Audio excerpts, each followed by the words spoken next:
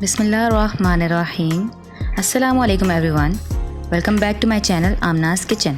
If you are a new visitor, then please subscribe and hit the bell icon for notification. If you have any problem regarding food, then just comment below to my video and I will reply all of you guys as soon as possible. जी तो आज मैं आपके लिए लाई हूँ जायके से भरपूर हलीम। अगर आप सेम स्टेप्स को फॉलो करेंगे तो इंशाल्लाह आप याद करेंगे कि आपने वाकई कोई जायकेदार हलीम खाई है। इस पे जो एंड पे हम तड़का लगाते हैं वो इसका सबसे स्पेशल ट्रिक है, तो आप एंड तक लाजमी रेसिपी को देखिएगा। इसके लिए हमें जो इंग्रेडिएंट्स चाहिए होंगे वो ये हैं। इसके लिए 2 कप गंदम लिया है मैंने और मैंने उसे ओवरनाइट सोक कर लिया है। मेरे पास छिलके वाली गंदम है। अगर आप बाज़ार से गंदम ख़रीदते हैं तो आपने ये कह के लेनी है कि हमें बग़ैर छिलके की गंदम दे दें। अगर बग़ैर छिलके वाली गंदम आपके पास है तो आप इसे तमाम दालों के साथ इकट्ठा भिगो के रख सकते हैं, अलहदा भिगोने की फिर ज़रूरत नहीं होगी आपको। 2 कप अगर हम गंदम ले रहे हैं तो 2 कप ही चने की दाल लेनी होगी और बाकी तमाम इंग्रेडिएंट्स 1-1 कप के करीब लेंगे। अगर हम गंदम और चने की दाल 1 कप ले रहे हैं तो बाकी इंग्रेडिएंट्स हाफ़ कप के करीब लेने होंगे। तमाम दालें मिलाकर ये तकरीबन 1.5 किलो दाल है मेरे पास। जी तो मेरे पास छिलके वाली गंदम है, इसलिए मैं इसे प्रेशर में हाफ़ आवर के लिए 2 से 3 ग्लास ऑफ वाटर डाल के तो गलाने लगी हूँ। जी तो देखिए पानी ऑलमोस्ट सूख गया है और गंदम बेहतरीन सी गल गई है। अब हम इसे ठंडा कर लेते हैं और इसमें फिर थोड़ा सा पानी डाल के और इसे ग्राइंड कर लेंगे। थोड़ा सा ही ग्राइंड करेंगे ताकि इसका छिलका जो है वो इससे अलग हो जाए। हाफ़ के जी के करीब मैंने अनियन ले लिए थे और मैंने उसे बारीक काट लिया था। अनियन को फ्राई करने के लिए ऑयल गर्म होना चाहिए, ठंडा नहीं होना चाहिए, वरना अनियन मुरझा जाएंगे। जब बिल्कुल हल्के से ब्राउन हो जाएं तो फ्लेम मीडियम टू लो पर रख के इसे अच्छा सा कलर दें और निकाल लें। फिर इसे टिश्यू पेपर पर फैला दें तो क्रंची फ्राइड अनियन तैयार हैं। जी तो दालों के लिए मैंने पानी पहले से बॉयल होने के लिए रख दिया था। अब इसमें हम तमाम तर दालें शामिल कर देंगे और जो मैंने ग्राइंड की हुई है गंदम वो भी इसमें हम ऐड कर देंगे।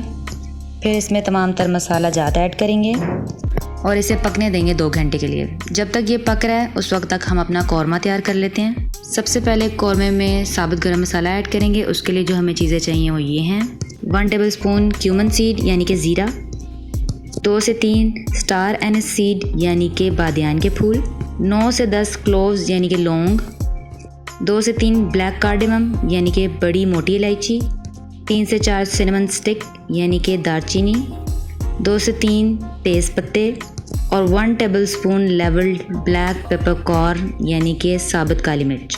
मैंने 2 कप ऑयल गर्म होने के लिए रख दिया था।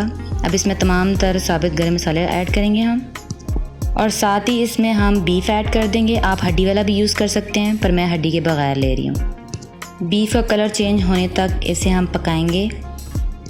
जी तो बीफ का कलर चेंज हो गया है। इसमें हम अब 3 table spoon ginger garlic paste add करेंगे और जो हमने अनियन फ्राई किए थे उसमें से हाफ़ अनियन इसमें डालेंगे और हाफ़ अनियन गार्निशिंग के लिए रख देंगे। फिर इसमें तमाम तर मसाला ज़्यादा ऐड करेंगे और अच्छे से भून लेंगे। इसमें 4 to 5 glass of water add करेंगे और इसे 1 घंटे के लिए कुक करेंगे ताकि गोश्त अच्छी तरह गल जाए। जी तो 2 घंटे हो गए हैं, तमाम दालें अच्छे से गल गई हैं। इसे अब हम ठंडा करेंगे और फिर ग्राइंड करेंगे। जी तो बीफ बहुत अच्छे से गल गया है और ऑयल भी ऊपर आ चुका है। मैं सारा ऑयल एक बाउल में निकाल लूँगी और बीफ को रेशा रेशा कर लूँगी। ये देखें जी, हमने बीफ को रेशा रेशा कर लिया है। अब इसमें ग्राइंड की हुई दालों में ऐड करेंगे और इसे मज़ीद पकाएंगे 2 से 3 घंटे। खुला पानी डाल के इसे 2 से 3 घंटे पकाएंगे। हर 15 मिनट के बाद आपने इसमें चम्मच हिलाते जाना है ताकि दालें नीचे ना लगें। अगर दालें नीचे लग गई तो फिर आपके हलीम का जायका ख़राब हो जाएगा, तो आपने इसके ऊपर कड़ी नज़र रखनी है।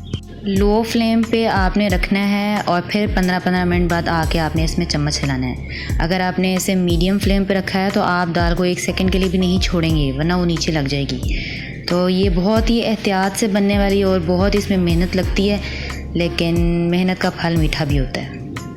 मैं काम को जल्दी ख़त्म करने के लिए इसमें घोटे का इस्तेमाल करूँगी। फ्लेम ऑफ करके मैं घोटे को आधा घंटा मुसलसल चलाऊँगी। मुसलसल इसे चलाना है, रोकना नहीं है। फिर इसकी वो शेप बनेगी जो कि हम चाहते हैं। तो हम आपको आधे घंटे बाद दिखाते हैं कि इसकी क्या लुक आएगी। लास्ट पे इसे हम तड़का देंगे। ये तड़का इसकी मोस्ट इम्पॉर्टेंट ट्रिक है जिससे हलीम का टेस्ट बनता है। मैंने ऑयल गर्म होने रख दिया था, इसमें मैं अब अदरक डाल दूँगी और इसका कच्चापन ख़त्म करूँगी। फिर इसमें ग्रीन चिलीज़ ऐड करूँगी और उसे रोस्ट कर लूँगी। फिर इसमें हाफ़ टी स्पून ज़ीरा, half tea spoon red chillies, 1/4 teaspoon homemade गरम मसाला डाल के अच्छे से भून लेंगे और एंड में इसमें हम अपनी फ्राइड अनियन डाल देंगे। फिर इसमें हलीम शामिल करेंगे। जितनी आपने खानी हो उतनी आप शामिल कर लें, बाकी की हलीम फ्रीज़ कर दें।